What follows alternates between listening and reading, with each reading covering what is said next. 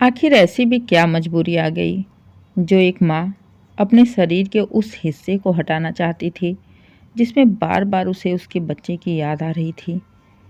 मंदिर की सीढ़ियों से उतरते हुए अचानक मेरी नज़र एक ऐसे चेहरे पर टिकी जिसे देखकर मेरा मुंह खुला का खुला रह गया। मैं हैरान हो गई। पल भर के लिए ऐसा लगा जैसे कोई सपना तो नहीं, क्योंकि सामने जो औरत बैठी थी वो कोई साधारण औरत तो नहीं थी। मैं जब से इस शहर में आई तब से इस औरत को जानती हूँ। ये इस शहर के जाने माने सेठ की पत्नी थी। इनके 3 बच्चे भी हैं। अच्छा खासा संपन्न परिवार था। अच्छा खासा बिजनेस भी था। बच्चे भी विदेश में रहते। ये पति पत्नी दोनों ही बहुत ही भले इंसान थे। हर महीने इसी मंदिर में गरीबों को दान भी देते थे। लेकिन पिछले 4-5 सालों से ये मुझे दिखना बंद हो गए। आखिर ऐसी क्या मजबूरी हुई इनके साथ जो इस मंदिर की सीढ़ियों पर हाथ फैलाए भीख मांग रही हैं। आखिर ऐसा क्या हो गया इनके साथ पिछले 4-5 सालों में जो इनकी ज़िंदगी ऐसे नरक बन गई। उत्सुकतावश मेरे कदम अपने आप ही उनकी ओर बढ़ते चले गए। करीब जाकर देखा, बिल्कुल कमज़ोर सी हो गई थी वो।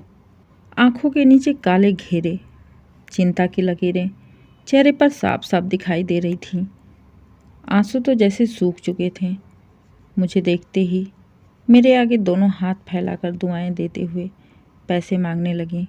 उनकी हालत देख मेरी आंखें भर आई। मैंने उनके कंधे पर हाथ रखते हुए धीरे से कहा, माँ जी। तो वो अपनी नज़रें ऊपर करके मेरे चेहरे पर टिका देती हैं और बड़े ही गौर से मुझे देखते हुए जैसे पहचानने की कोशिश कर रही कि मैं कौन हूँ।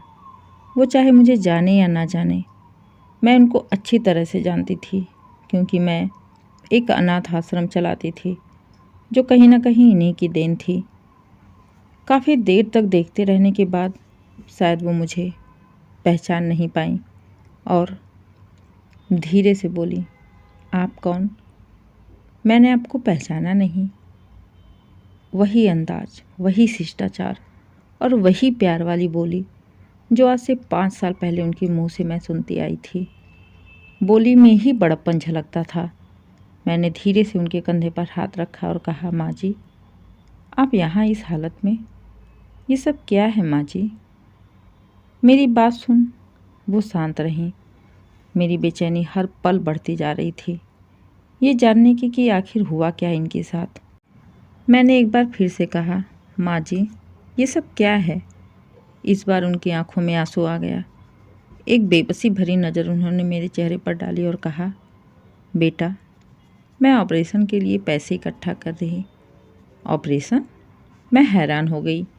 इतने बड़े घर की औरत को इस तरह मंदिर की सीढ़ियों पर भीख मांगना, वो भी ऑपरेशन के लिए। बात कुछ पल्ले ना पड़ी। मैंने कहा, माँ जी, क्या मुझे खुल के सारी बात बताएंगी? हो सकता है मैं आपकी कुछ मदद कर सकूं। नहीं बेटा, मेरी मदद कोई नहीं कर सकता। मेरी मदद तो बस ऊपर वाला ही कर सकता है। फिर उन्होंने मुझे जो कुछ भी बताया उसे सुनकर मैं हैरान रह गई।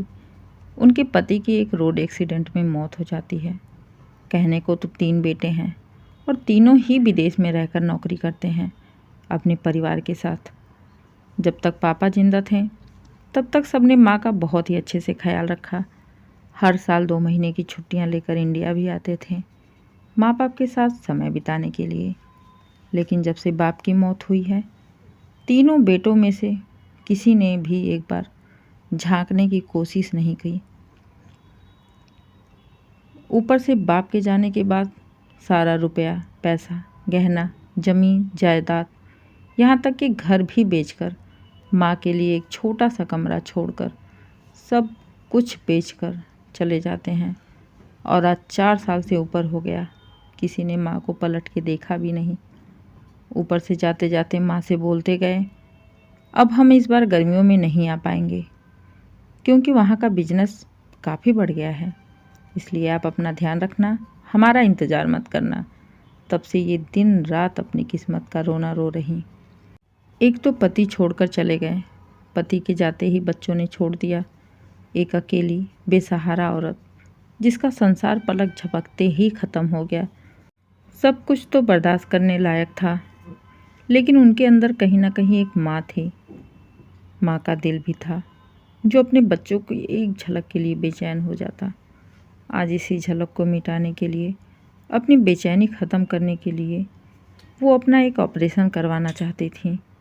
अपने दिमाग का ऑपरेशन, दिमाग के उस हिस्से का ऑपरेशन करवाना चाहती थी जहाँ उन्हें बच्चे की यादें बार बार परेशान करती थीं, बार बार रुलाती थीं। उस हिस्से को निकाल कर फेंकना चाहती थी वो। इतना सब कुछ जानने के बाद मैं एकदम से निशब्द हो गई थी। मेरे मुंह से कोई शब्द ही नहीं निकल रहा था जो मैं उनसे कुछ कह सकूं। उनका दुख, उनका तकलीफ़, उनका दर्द बयान करना मुश्किल था। मैंने उनका हाथ पकड़ा और कहा, माँ जी, आप मेरे साथ चलिए। बिना ना नुकुर किए वो मेरे पीछे पीछे चल पड़ी।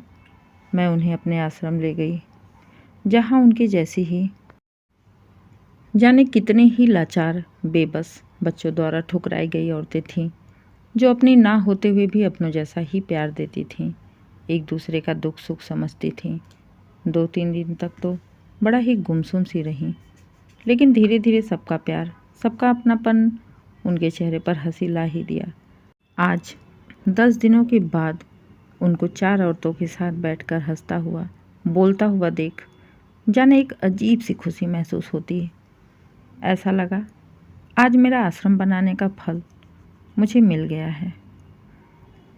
कभी भी अपने माँ बाप को इतना भी मजबूर ना करो कि वो अपने दिमाग से आपको निकालने के लिए इतना बड़ा कदम उठाएं, जैसा कि माँ जी ने उठाया था। उम्मीद है आपको कहानी पसंद आई हो। अगर कहानी पसंद आए, कहानी को लाइक करें, शेयर करें, चैनल को सब्सक्राइब करें और कमेंट करके ज़रूर बताइए कहानी कैसी लगी।